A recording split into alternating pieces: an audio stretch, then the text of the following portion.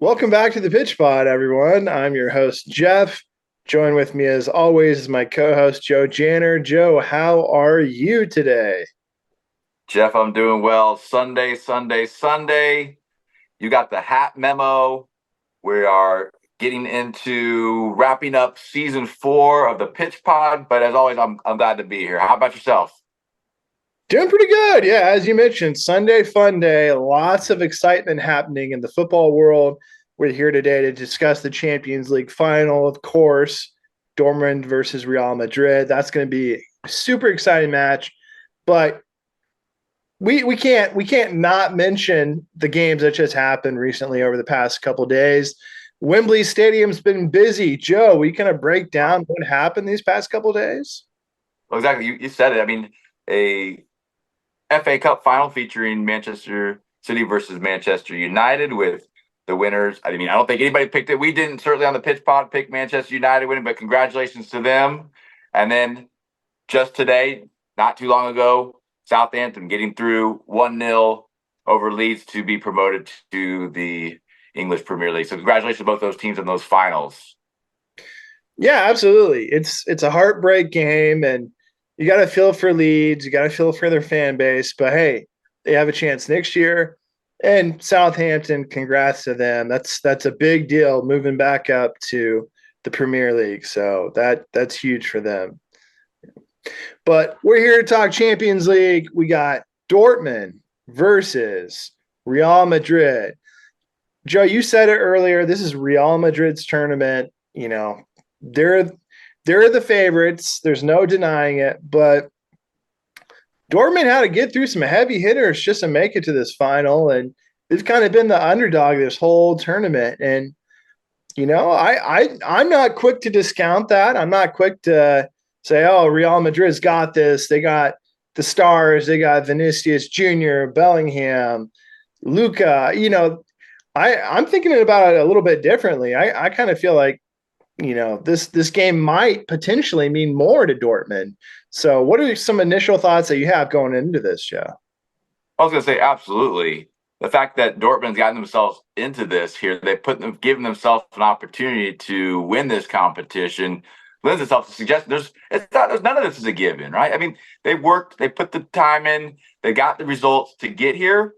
I don't know how you could just say it's just a given. I know as much as we joke or we kid, suggest that the Real Madrid's actual tournament and then they are the favorite and this, that, whatever. So it's going to happen. I think that Dortmund can, and I think there's a real possibility or probability that they could get the win in this one. How that's going to require them almost, I hate to use the word, but flawless in a sense in terms of their execution of what they can do within the players and the parameters that they have to work with to get it done. So that all being saying, I mean, I'm looking forward to hear your insight, Jeff, on what you think and how this match is going to turn out. Yeah, well, without getting too far ahead, just some players I wanted to mention briefly for BVB is, their striker, Fulkrug. He is dangerous at all times. Big, strong guy. So yeah, I'd be looking out for him. One of their defenders, Hummels, one of their center backs, he can even be dangerous and get in the mix. I personally, I really like their 11, their veteran player, Roos.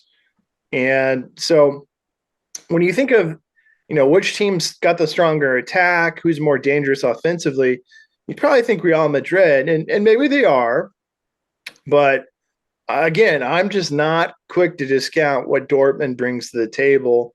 They're going to be dangerous. They're going to be very dangerous. And on the other side, of course, Real Madrid.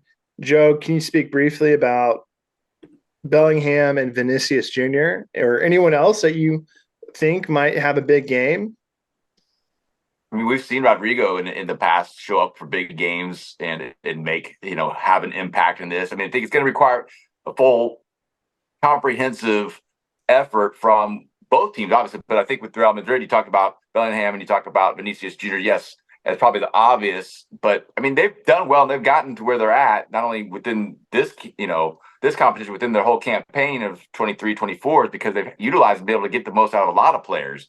And so I think in this one you are going to see this Real Madrid side going through and being successful if and when they're able to utilize everybody. Whereas I think the reverse side with Dortmund, I think it's going to be efficiency. I think it's going to be effectiveness. Like I said before, it's eliminate. I mean, it's always in these types of championship games. It's going to be like it comes down. It can come down to who makes the lesser of the mistakes, and or which of the two sides makes the mistake that doesn't result in the other team capitalize on it to get a goal and this and that, whatever. So I think Dortmund's probably going to this thinking, how efficiently can we play? How effectively can we utilize what we have to work with? Whereas Real Madrid saying, let's get the most out of everybody. Let's, like you said, utilize this fact that we have an expansive football inside that can be a strong attacking team and get goals and more goals and get the job done. Yeah, and Joe, I just want to real briefly throw some stats at you here and get your reaction. So Dortmund is the percentage of likelihood of them winning this game as voted on by the Google users is 19% Dortmund probability of winning, 19%, pretty low, to a Real Madrid 59%. The remaining percentile is 22% going into extra time. So almost 60% of the fan base that voted is voting for Real Madrid to win this in regulation, Joe. What are some initial thoughts after hearing that?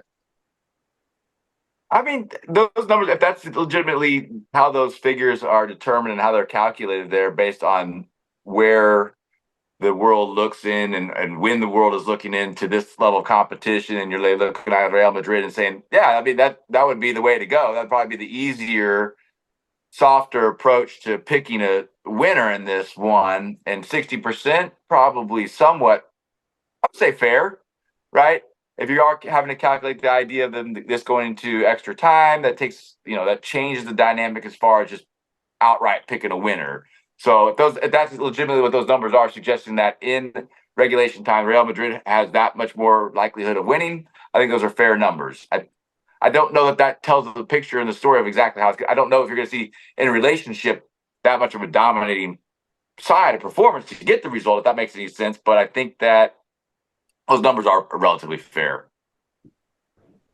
Well, it's been a great Champions League. It's been fun to watch.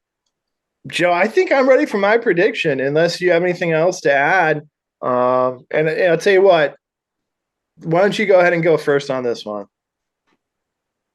I will probably not surprise too many people by suggesting that Real Madrid will win this. I don't think that they run away with it. I think that in a final, typically you'll see teams taking more time to find themselves within the match, maybe feeling out the opposition. So not maybe as many goals scored as you might think. I think but in this game and in the sport itself, it just takes the one. I think they get a couple. I think Dortmund's not kept from zero, so I have Real Madrid winning 2-1. Ooh, that make for a fun game to watch for sure. Yeah, that I do agree. I think it's going to be close. I don't think it's going to be tons of goals either. But I don't know. I feel like Dortmund, they've proven their worth. They've gotten here through some monster opponents. And I just feel like, they're going to take advantage of the opportunity. They're going to be up for this match. And so I'm going to actually go with Dortmund winning this, the underdog. And I have them winning by the narrowest of margins, Joe. I have them winning this just 2-1. So the opposite. The opposite. And again, who knows? Maybe there's something dramatic. Maybe this thing goes into PKs, Joe. It's always a possibility. I mean, that's why we're tuning in. I mean, yeah, I don't think that, as we've talked about, then you can't really discount or take the fact that, Dortmund's done a lot to get here. And could they continue? Could they get the job done in this one? I mean, well, we'll see. I think we're all looking forward to it, though. Yeah, absolutely. I can't wait to tune in. And as we wrap up season 4 here, Joe, I just want to quickly mention our table, that our competition between you and myself and our picks at the Pitch Pod. And Joe, I hate to break it to you, but we're currently sitting after my prediction of Southampton winning.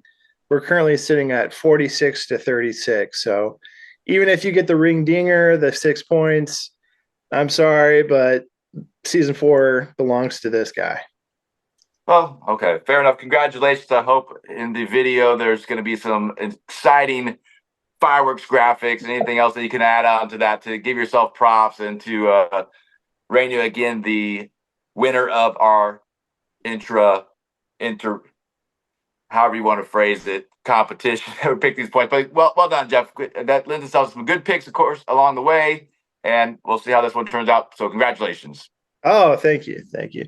Yeah, and thank you everyone for tuning in this season. It's been a blast. We can't wait to bring more content in the future, and we'll see you on the pitch next season. Please do us a favor, hit that like and that subscribe. Don't forget, we're available on Apple Podcasts as well as Spotify. In a game, the round ball, round posts, anything can happen.